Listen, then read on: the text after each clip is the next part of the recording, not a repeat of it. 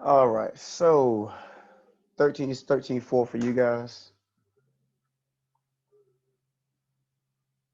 So I'm gonna, walk through this, assuming somebody's copying this for the first time because they didn't look at the lecture. So properties of normal distribution, and it's our bell-shaped curve, where it represents the distribution of our information or distribution of our data. So the probability distribution or density function is an equation used to compute the probabilities of continuous random variables.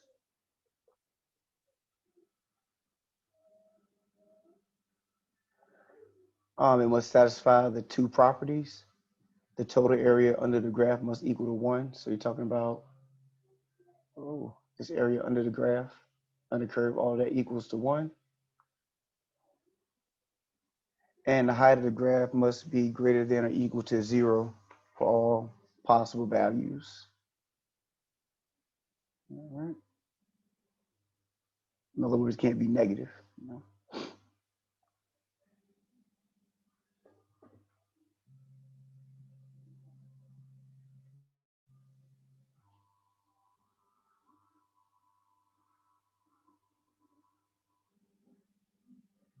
Hold on 1 second, scrolling up, so checking something out. Okay. I'm back.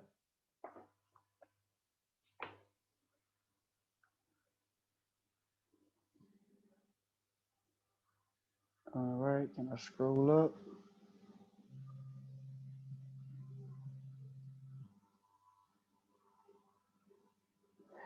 All right, a continuous random variable is normally distributed or has a normal probability distribution if its relative frequency histogram has the shape of a normal curve, and I'll scroll up in a second. Right now, we're just laying the foundation of the stuff that we're going to be doing and how it's going to help us.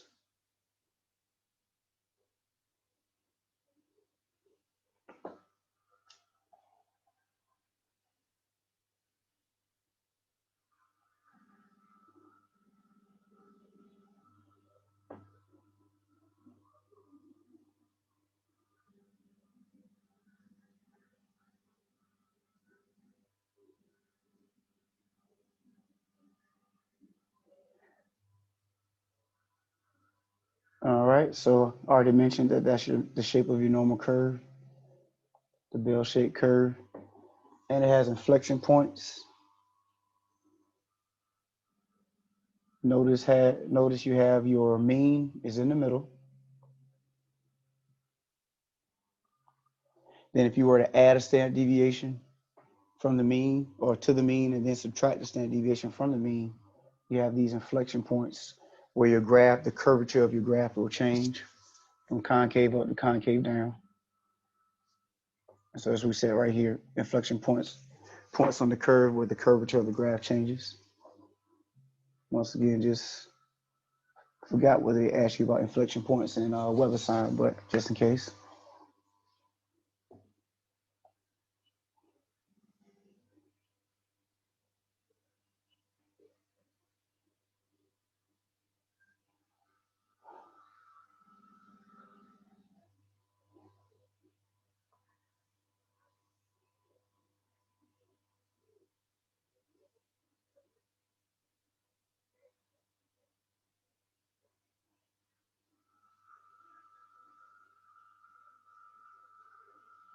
All right, gonna scroll up.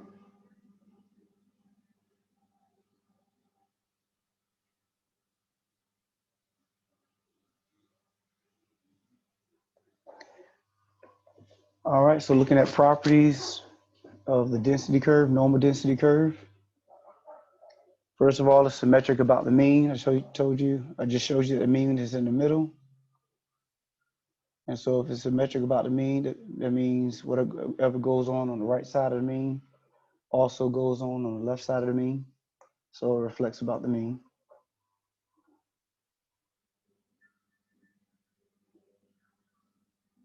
Mean, mode, and median are equal and has a single peak and highest point at the mean.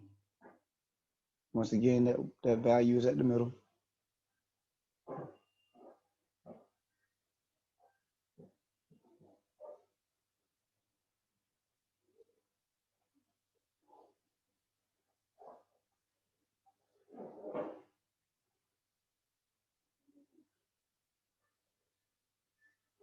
All right. Number three, we already mentioned. You have inflection points. When you add a standard deviation to the mean and subtract the standard deviation from the mean.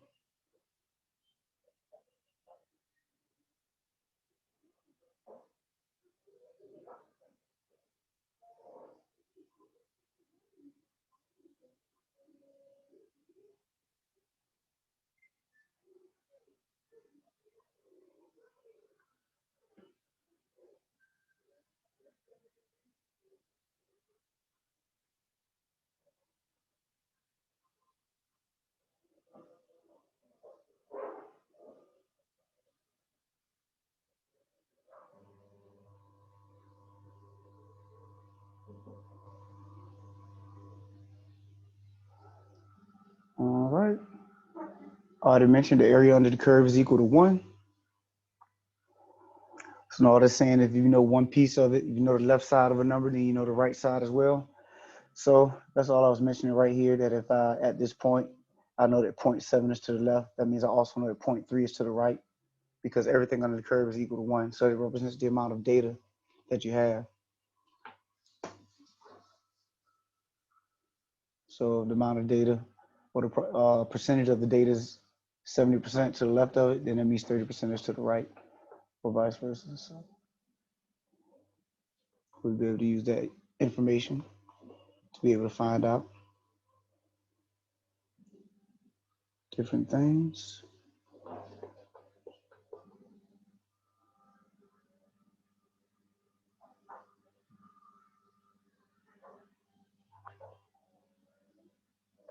Number 5, the area under the curve to the right of the mean equals half, and the same goes for to the left of the mean. So as I mentioned already, is that your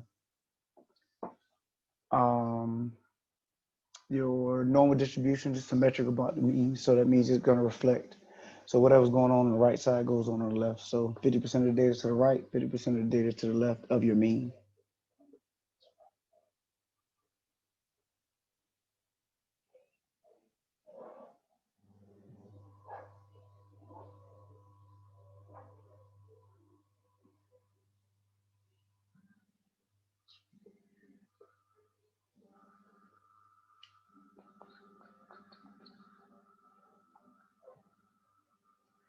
As x increases, the graph approaches but never reaches the horizontal axis, which is 0.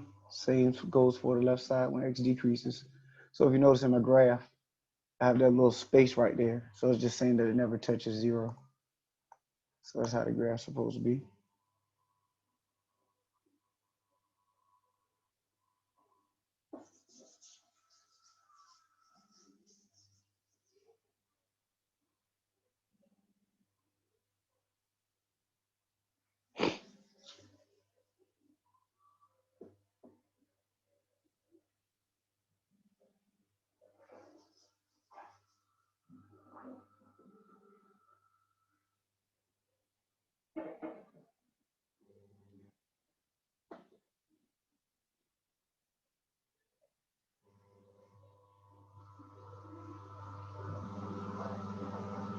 Everybody good.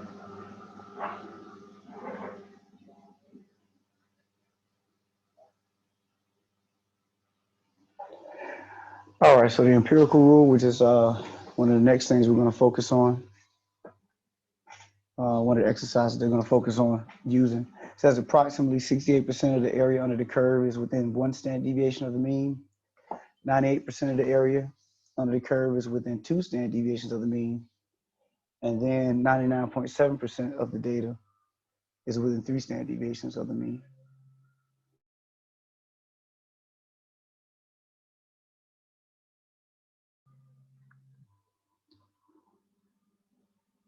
There's a little diagram that goes along with it. I'll give you a chance to write this down first before I go there.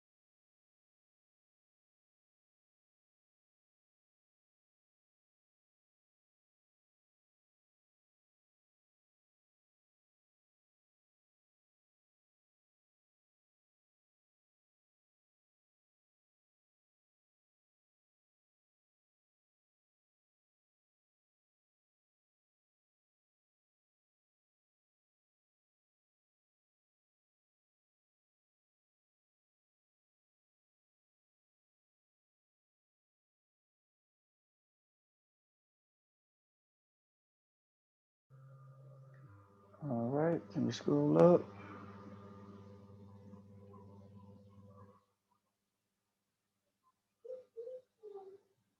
All right, so that's the diagram that goes along with those three statements, the empirical rule, and I'll show you how it works in a second.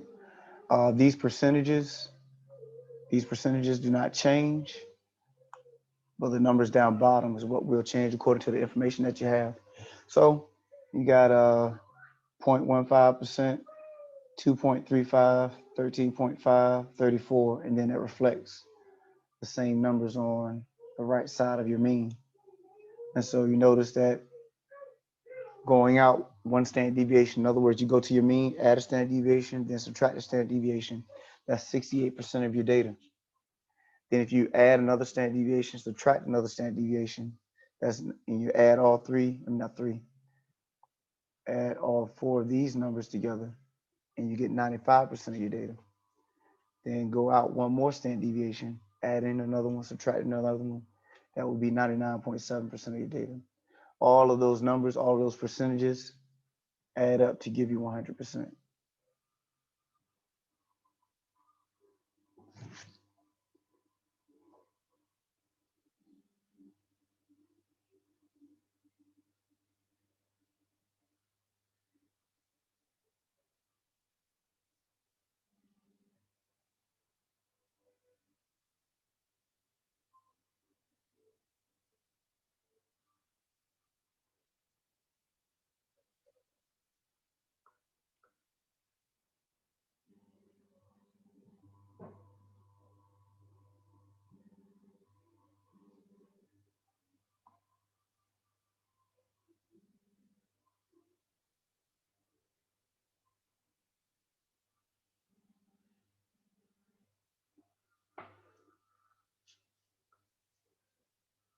Oh, somebody said something in the chat. Okay, yep. So we knock that out after we get through this. So let me forget. All right, anybody still copying this down? All right, so let's put that diagram into action or into works. We have the birth weights of full-time babies are normally distributed. That's that bell-shaped curve with the mean of 3,400 and standard deviation of 505. All right, so I'm going to erase this stuff so we can see how we put these in. So we have our standard deviation, which is 3,400. Notice that's in the middle. And then, I mean, not standard deviation, excuse me, my mean. Our mean is 3,400. That's in the middle. And we have a standard deviation of 505. So you have a right side of your mean, and then the left side of your mean that we're going to calculate these values for. So if you go back here, you have these values over here, and these values over here that we're going to calculate. And so the ones on the right, all you're doing is adding the standard deviation 3 times. The ones on the left, you're subtracting the standard deviation 3 times. So let me go ahead and get rid of that. Okay. So that's what we did right here. To find the right side, I took my 3,400, added 505, and that's 3,905. Add 505 again, that would be 4,410. And then add 505 one more time, that would be 4,915. So once again, to find the right side of your mean, you're going to add a standard deviation 3 times in order to get those 3 values.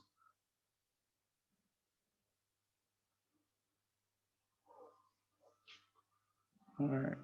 Questions on that?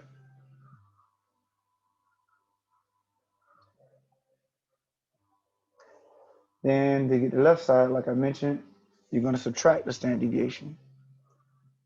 So 3,400 minus 505 is 2,895. Minus 505 again is 2,390. Then minus 505 one more time is 1,885.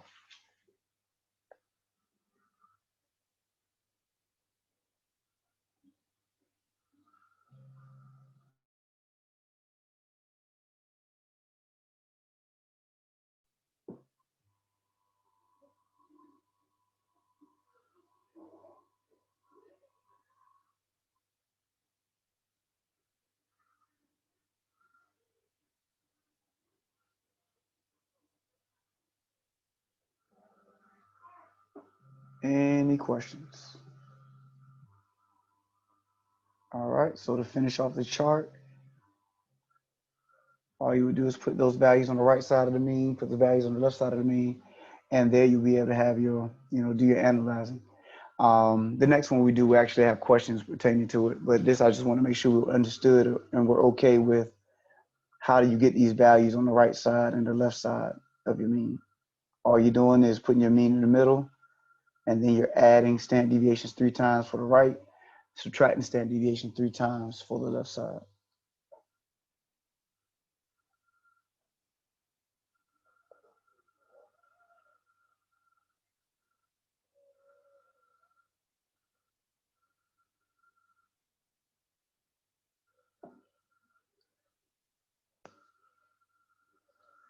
All right, any problems with that? Got a good or that straight? Okay. Oh, went to the wrong one.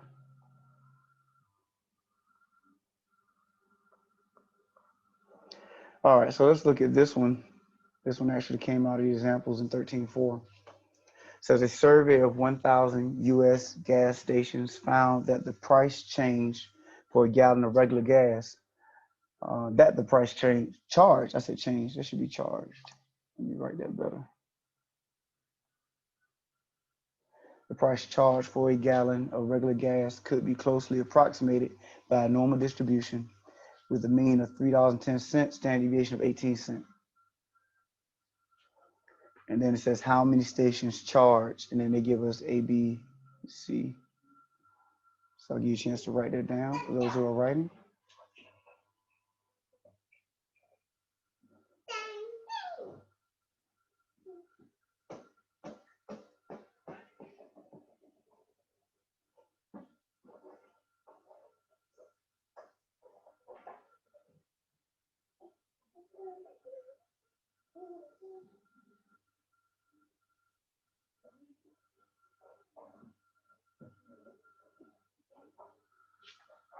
All right. So we want to know how many stations charge between $2.74, $3.46. Excuse me. So we know our mean is 310. Standard deviation is 18 cents, according to the problem. And so we're going to use our empirical rule to figure out the percentage. So the first thing we do is establish the right side.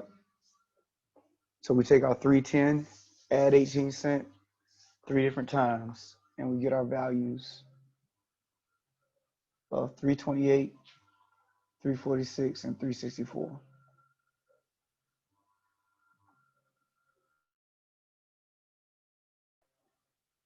Any problems with what we did? So we want to find the right side of our mean. We want to use the empirical rule.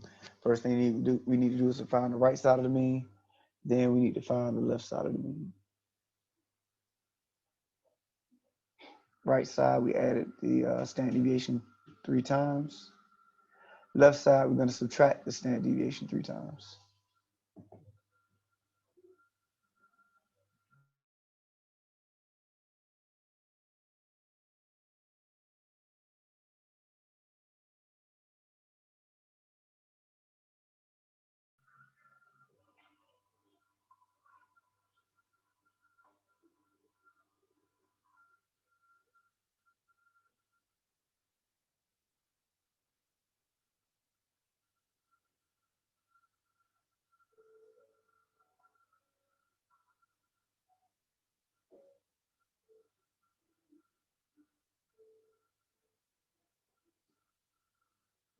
Any problems with that?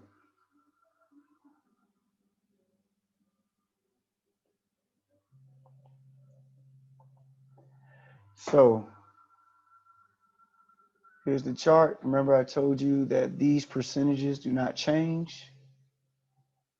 The numbers at the bottom will, though, according to the information that you've been given. So your 310, your average, your mean is in the middle.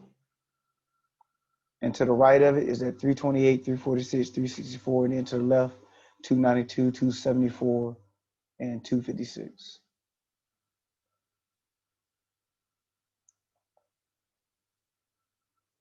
And now we can answer question A. Question A asks us, and I'm going back down, how many gas stations charge between $2.74, $3.46?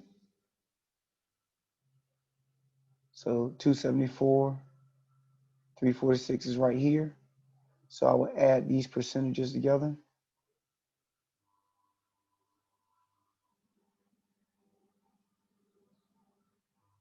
All right, so that's in the red. You see the percentage of gas stations between 274 and 346 is 95%.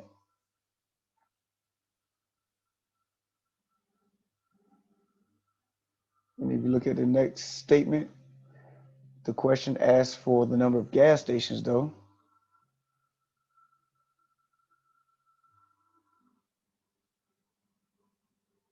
So you multiply the percentage to the total number of gas stations. Remember our total number, if you go back to the problem, total number of gas stations was 1,000, I believe.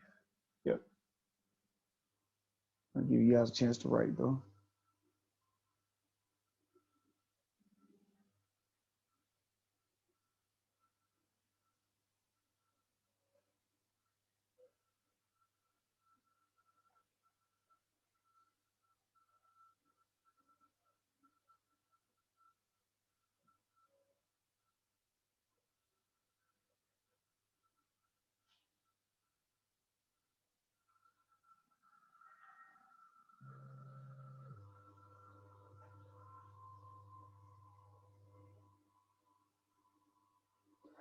All right, so you take that 95 cent, I said 95 cent, 95%, multiplied to 1,000, and that would be 950 gas stations.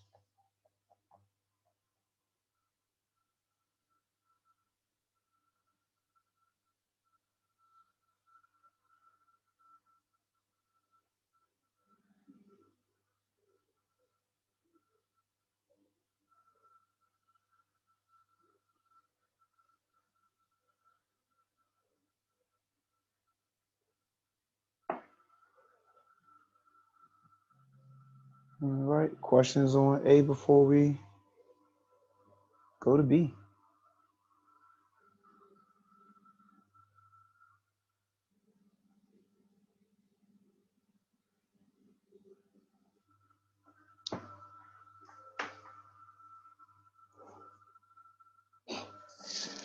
All right, so next one, you want to know less than $3.28?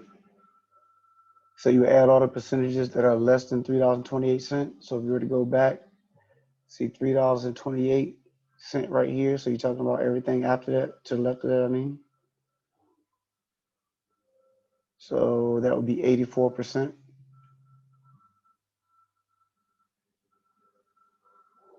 And then once again, you're gonna multiply the percentage of the total number of gas stations. Percentage to the total number of gas stations.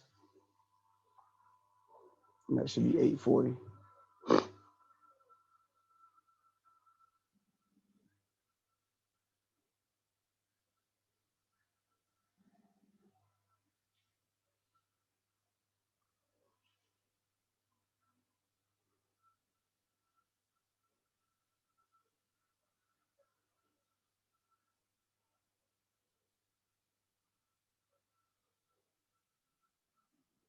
All right, problems, any problems?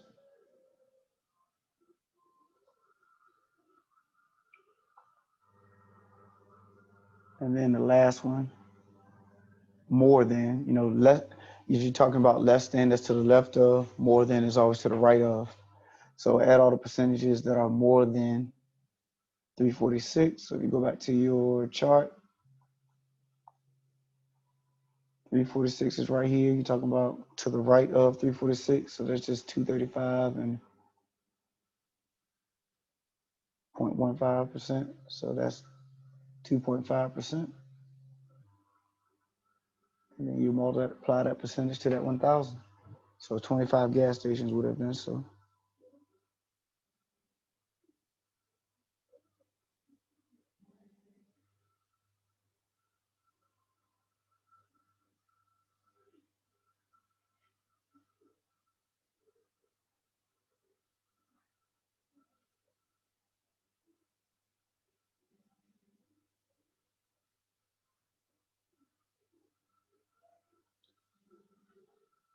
All right, questions.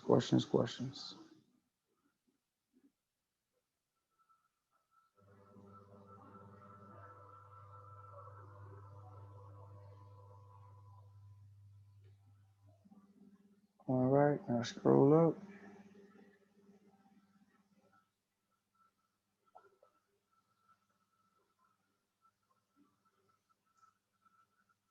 All right, so the standard normal distribution. So we have z-scores, and this is the part that involves the chart. I don't know if you saw the chart that was given to you guys. Z-scores represents the distance the data value is from the mean in terms of standard deviation. So in the last thing that we were dealing with, we were going out 1, 2, 3 standard deviations. Well, this time we can go more precise and have 1.2 standard deviations or something like that. So we're not just held just to 1, 2, and 3 standard deviations.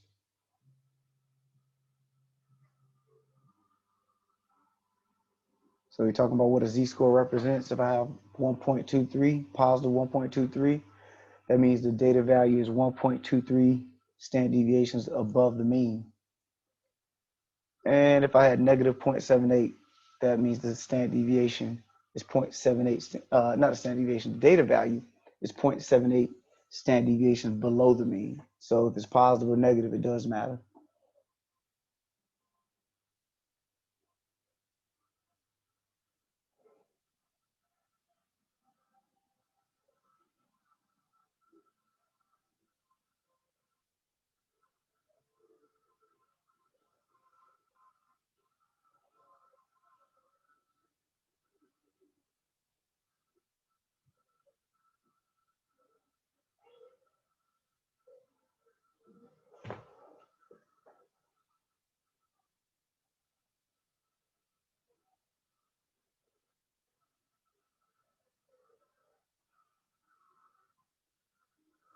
All right. So let's talk about how to read the z-score chart. The one that I gave you is a little easier to read than the one that is in your book. Let me get this out of here. I need that. All right, somebody asked, could I scroll back up? All right, just let me know when you're ready.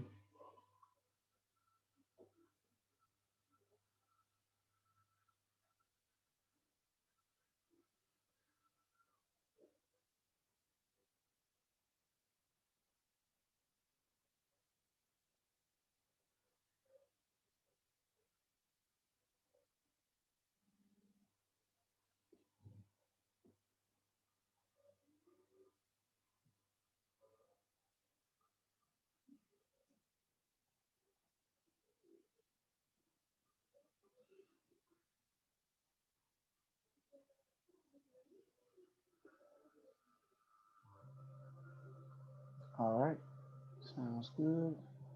So let's talk about reading this z-score chart. So let's say if I had the values, my z-score is 1.23. So the rightmost digit is going to be up top on this top row, and then everything that precedes it will be over here on this left column. So let me pull up the chart so you can see what it looks like. Like I said, I already sent a copy of this to you. So check your emails, but if not, it should be in your, if you don't see the emails, it should also be in your, what is it called? Blackboard announcements.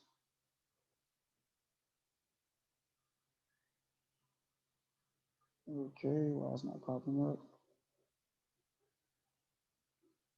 Okay, here we go.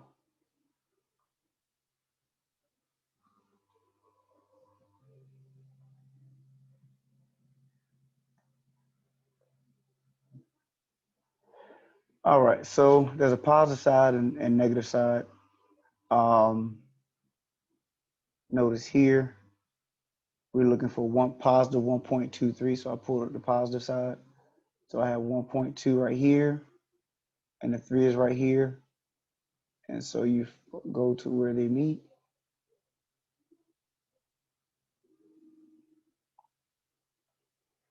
and they meet right here at 0.8907. So we'll talk about what that means in a second, but that's how you read the chart. You take the rightmost value, will be up here, and then everything that precedes it will be on this left side. And you see where they meet is the value that you're going to pull from the chart. All right. So now also you see this part up here that represents, notice how it has your Z-score right here and it has everything shaded to the left. So it just means that whatever value you get from this chart is going to represent everything to the left of your Z-score. Remember, left of always means less than. So we're going to have some keywords that's going to dictate what we do. So before I go any further, is everybody okay with how you get your value from the chart?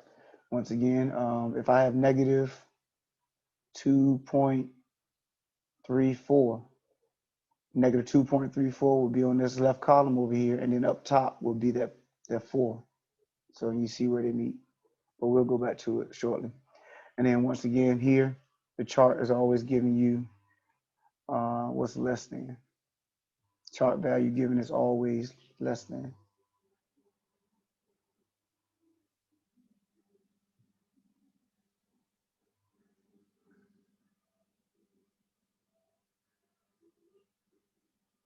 All right, so in here, down in the green, just give me a few facts about what that value represents. So first of all, your Z-score is going to represent a data value that you got from whatever information you had.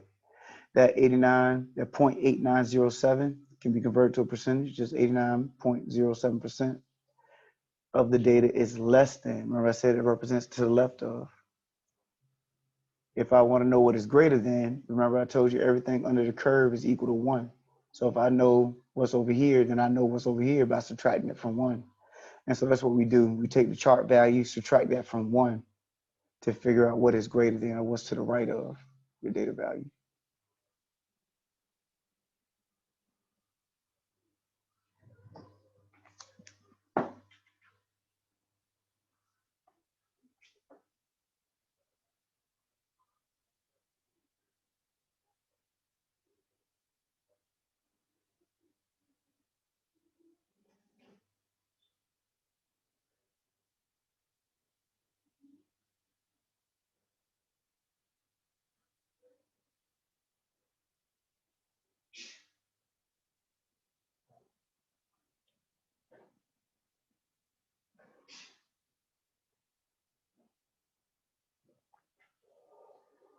All right.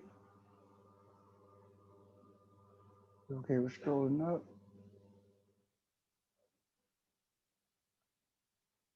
So finding your Z-scores, you're going to take your data value, subtract the mean, divide by the standard deviation.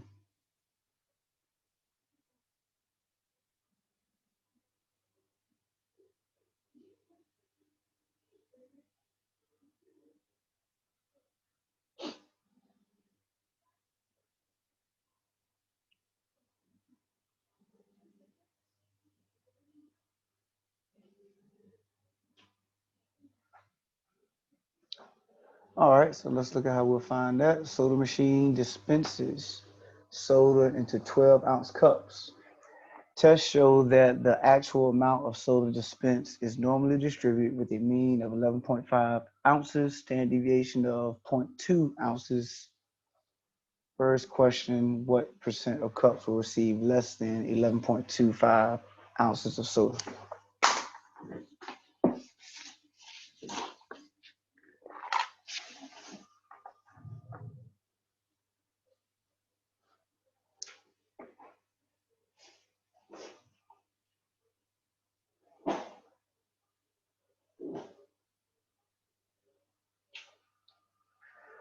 All right, so first thing we want to do is convert that 11.25 to a Z-score. And this is how we'll do that. Our mean is 11.5, standard deviation is 0.2, and our data value is 11.25. We put it in the Z-score formula right here, which is your data value minus the mean divided by your standard deviation, and that gives us negative 1.25. And as I say, you always round your Z-scores to 2 decimal places.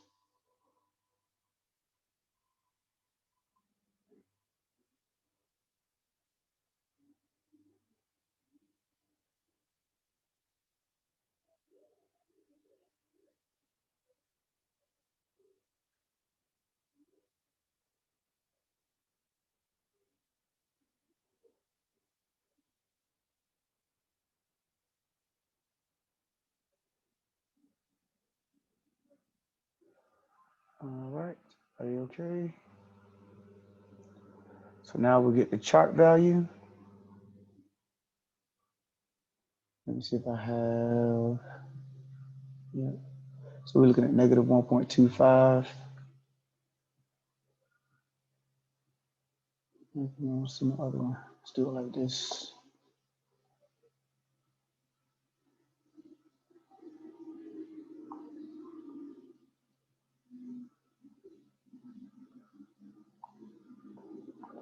So negative 1.25, negative 1.2 is right here. 5 is up here. So where they meet is right here, 0.1056.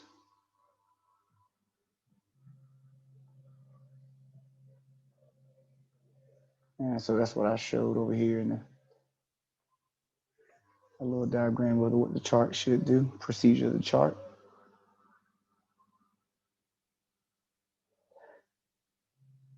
So right here, these three statements, we're looking for less than.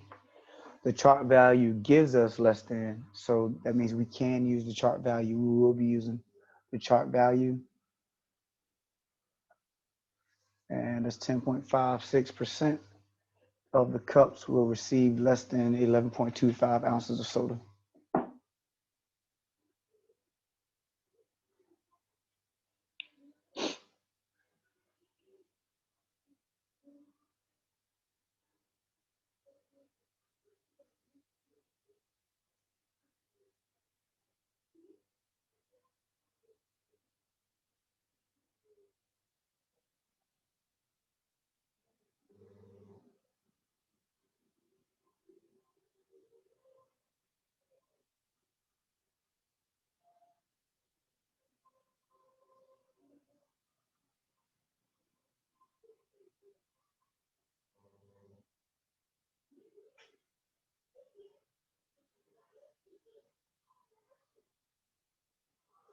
All right.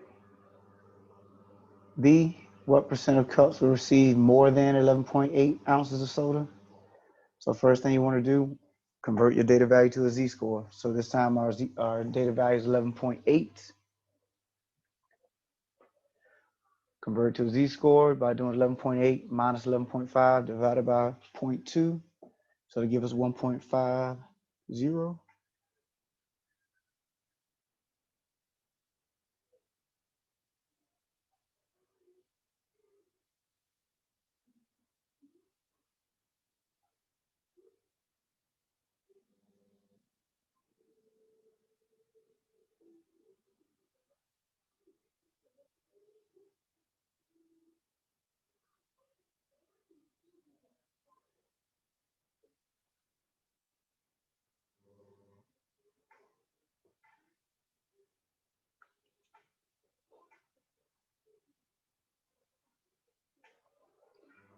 All right, so now we go to the chart.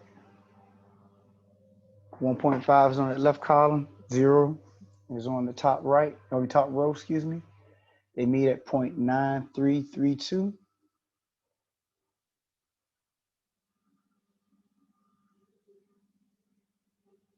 So the chart value once again gives less than, but we need more than. Remember, what they wanted was more than. So we're going to subtract the chart value from 1. So 1 minus 0.9332 will be 0.0668. So 6.68% of the cups will receive more than 11.8 ounces.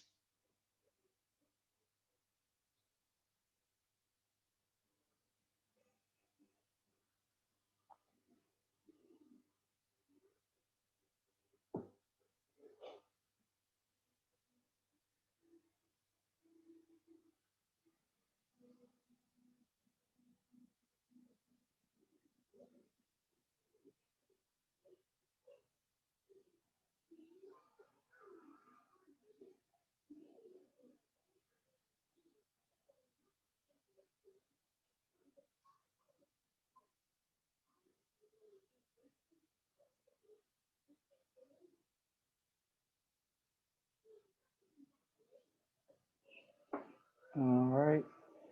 Any problems before we go to the next one?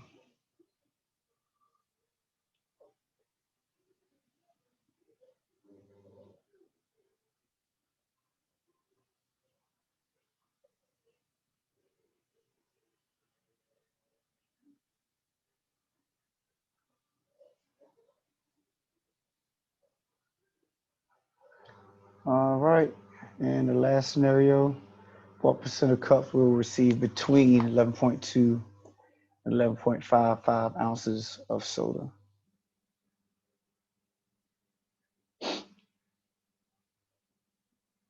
So we want to find the z-score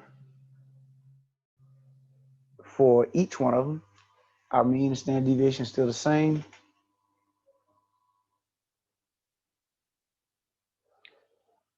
But we have a first and second data value, so we just find the z-score for each one. We have negative 1.5, going to throw a 0 back there, and then 0.25 for our two z-scores.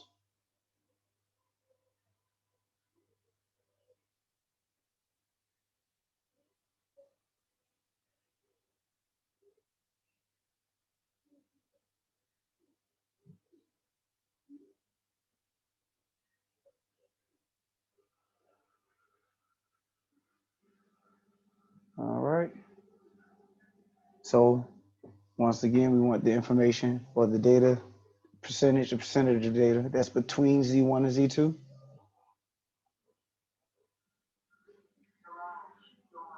So you go to the chart for each one of those individually.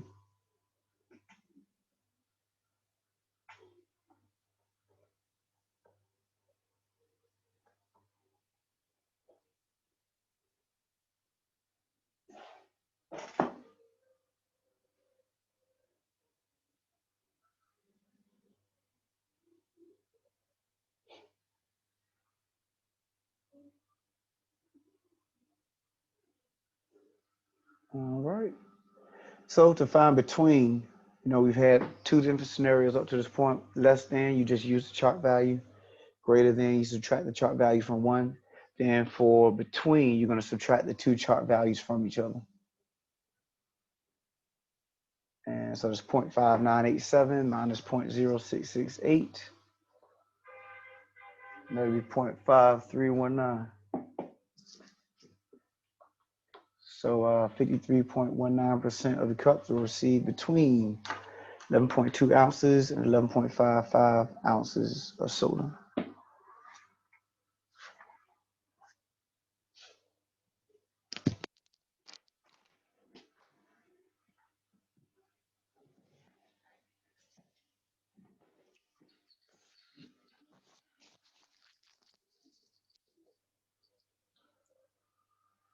All right. Questions on anything so far?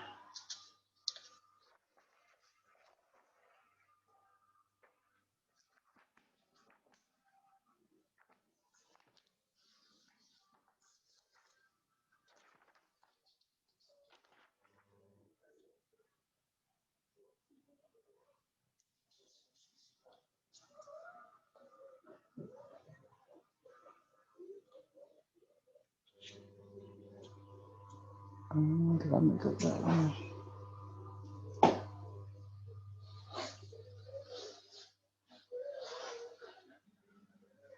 Okay. And always make sure you pay attention to the decimal value that WebAssign asks of you. If they wanted 53.2%, then make sure you hold true to that. So just throwing that out there. All right, so here are our three scenarios. Once again, just reiterating our three scenarios. Less than, you use the chart value given to you, because remember, they're going to be three key phrases that will dictate what you do. So less than, more than, or between. Less than, if you see less than, then you're going to use the chart value. More than, you're going to subtract the chart value from one. And then between, you will take the two chart values that you have and subtract them from each other. Remember, not the z-scores. We're talking about the chart values. The z-score is what you get initially. Get your z-score, go to the chart, get your chart value, and then your chart value will be your answer.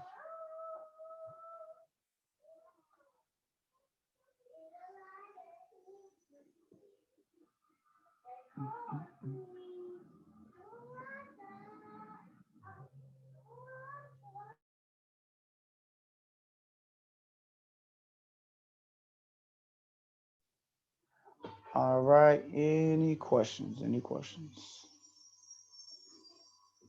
I know one of your classmates had a question on assignment. Before we go there, any questions on anything I've said?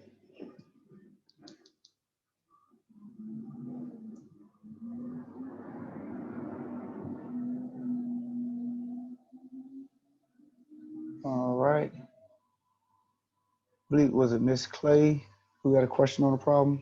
Yes, it was. So for the last lecture, you talked about the mode, median, and mean. Whenever there's no mode, what do we type in? Because I've typed in all different types of ways and it's not accepting it. That's a good question, because they're probably looking for a particular answer. I'm pretty sure you found out.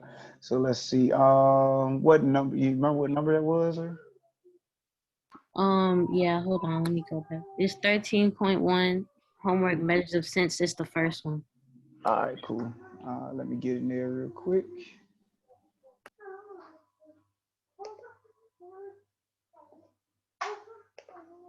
They should have. I would have thought they would have given you guys an option.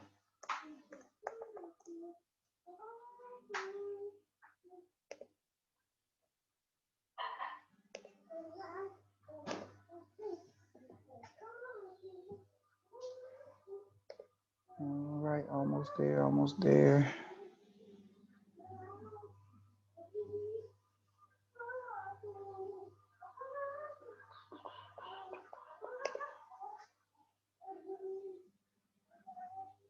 So 13.1, here we go.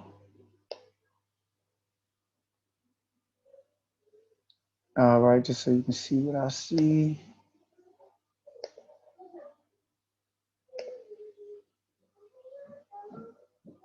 Oh yeah, it's right there. Can y'all see mine now? Should be, yeah, there you go. So it should be D and E. It says right there, if an answer does not exist, type in D and E. Oh, okay. It don't even say. Oh, they don't say that for yours? That's tough. Wow, yeah, it does. I'm just blind. Okay. Okay. I was about to say that's kind of dirtball. They're expecting a certain answer, don't even tell you what to put in. All right, that's cool. So any other questions? So y'all, that's it as far as new material is concerned. What you got? Okay, for 13.4, question 2, and I looked on the little Z-score chart and I can't find it. But I feel like I found it, but I think I'm doing it wrong. You know what? I don't believe you. All right, now just messing. You said 13 for number 2. All right, so let me see.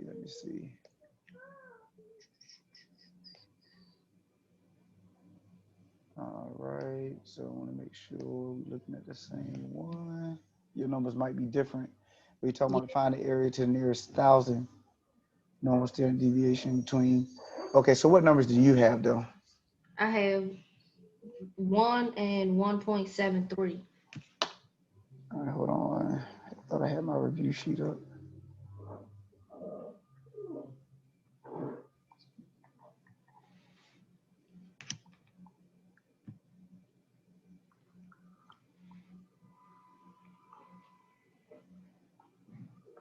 All right, so you had 1.00 and then 1.73? No, it was just regular 1.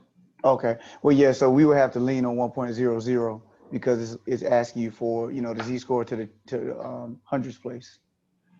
So when we go to the chart,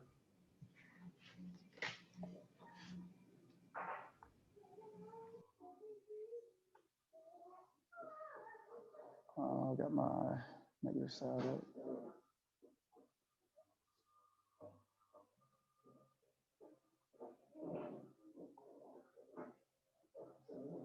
Yep, that's still negative.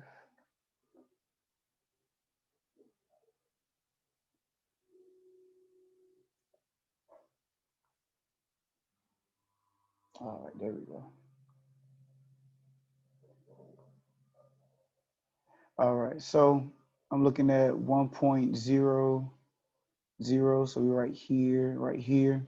So that matches up at 8413.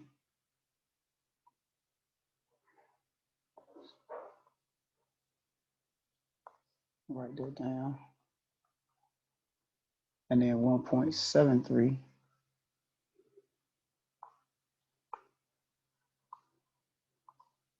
So we got 1.7 right here, and then we got 3 right here.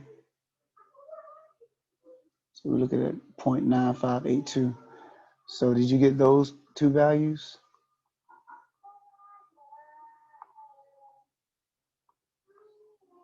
No. Okay. So now, but do you see how I got those? Are you okay with what I did? We just did? No, because I don't. Now, are you using the chart that I gave you? Yes. Okay. So you didn't see. So okay. So now, are you looking at the chart right now? Yeah, the one that's on the screen. Okay. So do you see how I got the 0.8413 and the 0.9582? Can you draw a line demonstrating it? Because I don't. Hold on. So okay. Hold on. Let me ask you this. Did you see the line when I drew it, No. or it didn't pop up? Oh, okay. Hold on. All right. So you see the Z-scar? Can you see me scribbling on it right now? Yes. Okay. All right. So 1.0 is right here, and 00 is right here, and so they meet right here at 0.8413.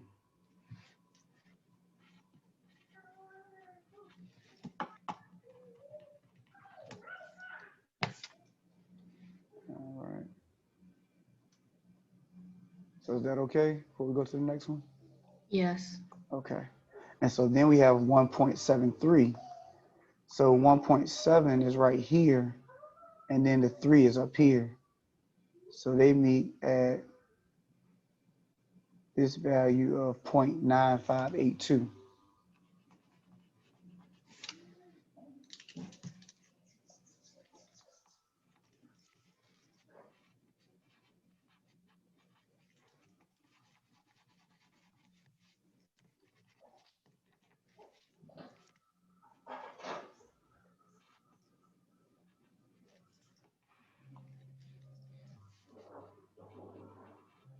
All right.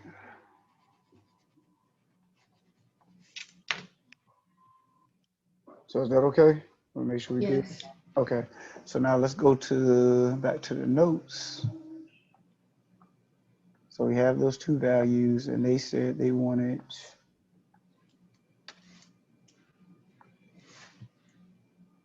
between, right? So we're going to subtract these two chart values. So for between, we always subtract our values.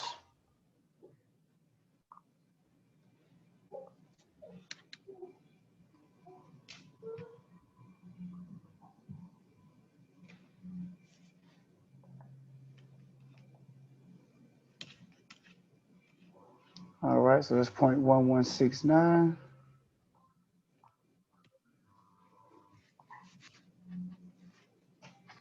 And we have to be careful because Web of Science says round to the nearest thousandth. So we would do 0.117. Let's say 1/1000th place.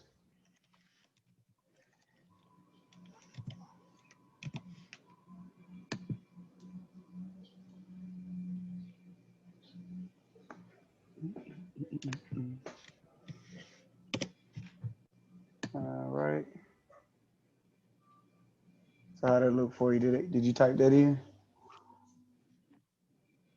Yes, it was right. Okay, cool. I just got to make sure, man, because stuff be happening crazy all the time. So, so was that your only question? Oh, and number 4, I don't know what I'm supposed to do. All right, let me see. Number 4, find the area to the nearest thousand indicate region. Okay, so that one says, well, I should. Mine says Z greater than 1.89.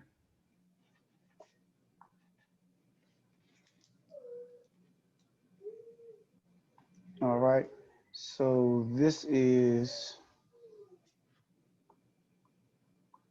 greater than. So I will go to the chart.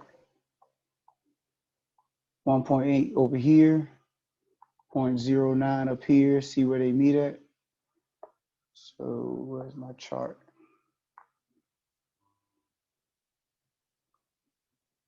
So 0.8, 0.9706.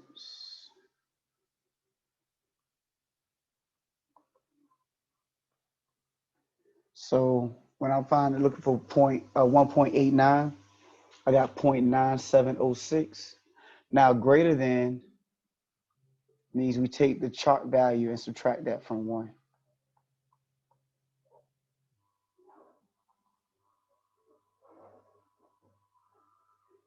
So 1 minus 0.9706 up, and I get 0.0294, and I think they want I think all of them want the thousands place. Let me check. Yep, 0.029 is what they wanted. So you always round it to the thousands place. Whatever chart value you get, go ahead and round it to the thousands place and get your final answer.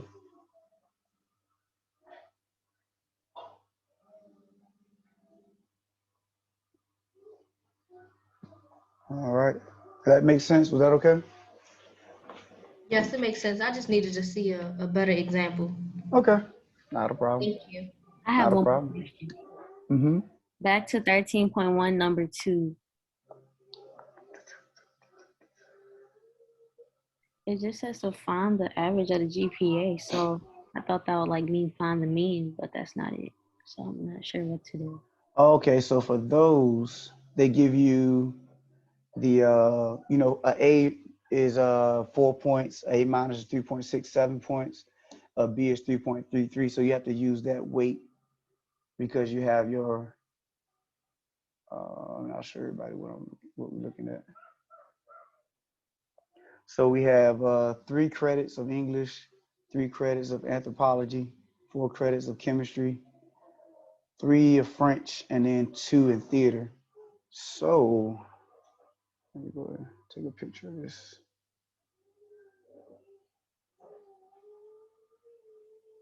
So basically, it's the same way you would calculate your GPA in real life. So you got an A in English, but you got 3 credits. So an A is 4 points times 3. So that represents the A, and that represents your credits. And then you're going to do same thing for each. So you got A minus in anthropology. A minus is 3.67, 3 credits. And then B plus is 3.33. And that was in chemistry, which is 4 credits. C minus is 1.67,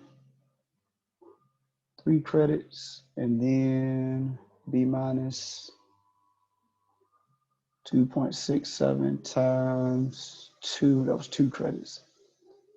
And that's going to be divided by total number of credits. So we got 3, 3, 4, 3, 2. So 3, 3, 6, 10. That's gonna be 15. So that's how you would calculate that.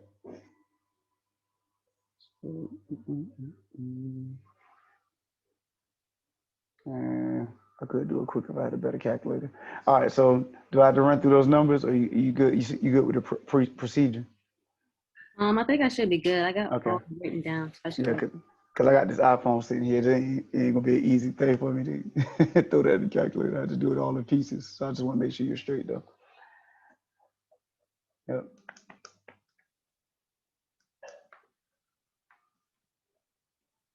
All right. Anybody else? Anything else before we close? Make sure we're good. So, like I said, this is our last section of new information. So from this point forward, we will be reviewing. If you don't have any questions today, feel free to bring them next class. Your final, and I'm going to send you guys, I'll probably send it out today. I meant to send it out yesterday, didn't get a chance to. Your final exam, I'm going to send you an email on your final exam, how we're going to handle final exam and all the good stuff like that. It's going to be on May 11th from 10:30 to 12:30. I'll also send you out the block scheduling calendar. So you have that. So you'll also be able to find out your other final exam times. All right. But you say May 11th? Yep. Oh, I'm sorry. I forgot I'm not sharing. Oh, no, I'm sharing those. Yeah, I got it written up here. Yep, May 11th. I thought I wasn't sharing my screen. Yep. May 11th, 10:30. So that's for all your classes? You gonna have us all in one big Zoom meeting? No. That's just for this time block. Yep. So every class has its own time block during that week. So there's no conflicts and everything. Like I can't say, hey, this is the time we're gonna meet for everybody. Now, the way Norfolk State has it set up is that there's a week for final exam, and every class, depending on what time you meet during the regular semester, has a a block that you have allotted for you to take your final exam, 2-hour block. And so I don't have to print it out, but yeah, I'll send you a copy of that. So you'll also be able to, even if your professor hasn't told you what day and time your final exam is supposed to be, you'll be able to find it yourself with using that block scheduling. Yep. All right. Anything else? Anybody else? Can you scroll up to the problem we just did? Now you talking about the grade problem? No, the one Okay. before that. Yeah, right here. Mhm.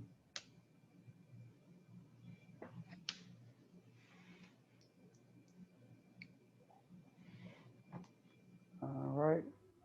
So if you don't have any questions, I'm gonna let her finish copying that or whatever. Feel free to go ahead and leave. I'll see you on next class. And like I said, from this point forward, all we're doing is answering questions, getting ourselves ready for this final exam. Also, there should be a final exam review that has been posted. I'll check. It should be already posted. You can always check, take a look at that, see if you have any questions on that. So make sure you're straight going into the final exam. All right. So outside of that, I'll see you guys on next class, and you have a good one. Okay, have a good day. Okay. Are you finished copying? Yes. Okay. Cool. All right.